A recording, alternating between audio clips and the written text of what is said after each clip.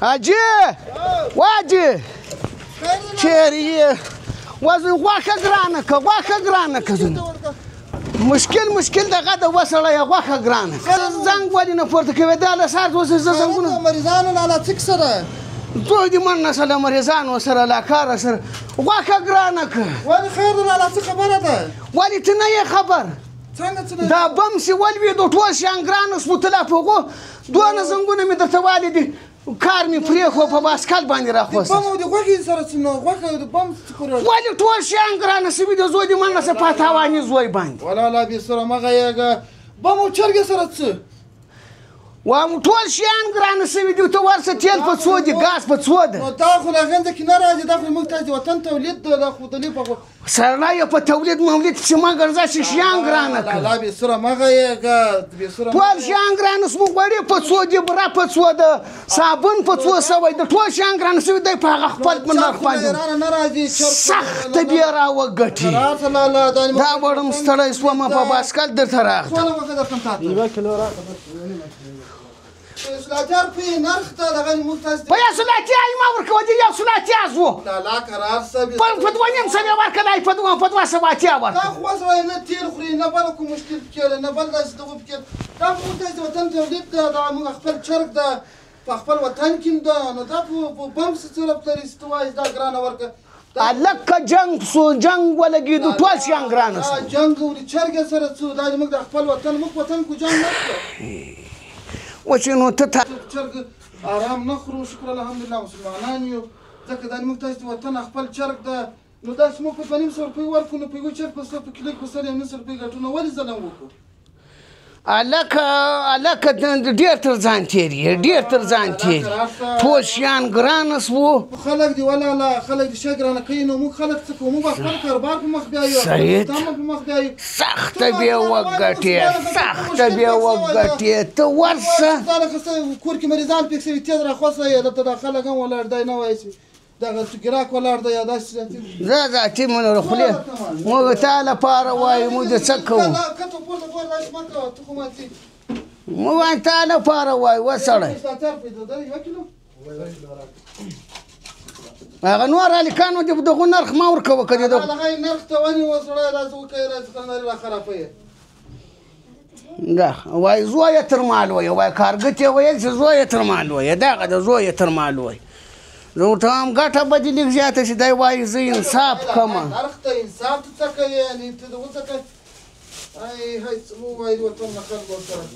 دغه هم بل چا درته ویلي چې راخوسی سوی یې زنګونه مې والاته ما چرګان حلالولو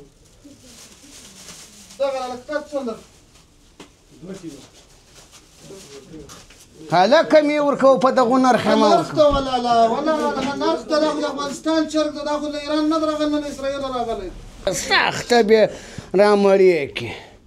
و په دا نن سبا کې هم دی په دغه پسې ګرځي په انصاف پسې ولا زه انصاف کړم ولا زه خو آرام نه خورم د خلکو خپل کار ولې خلک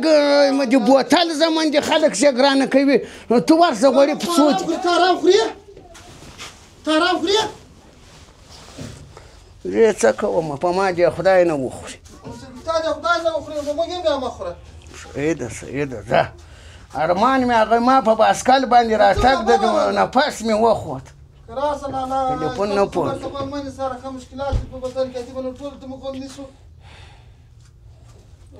سعید منه کې هغه ته په څو ورکړه یو سلاتیار په مې ورکړه څو مې ورکړه یو سلاتیار نه دې خوار نه که له تا چې اوس څوک خبر دی چې تا ته په څو راغلی دا ټوله بې له غوښه اچونه سره ګرانه شي ولې چې څلوېښت وګټې خوند نه درکوي ولې چې شپېته وګټې خوند نه کوي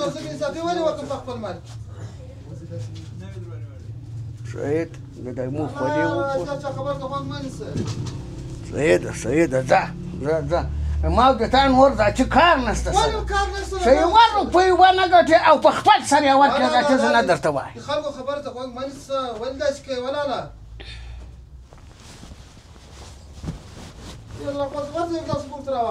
وایي چای خورې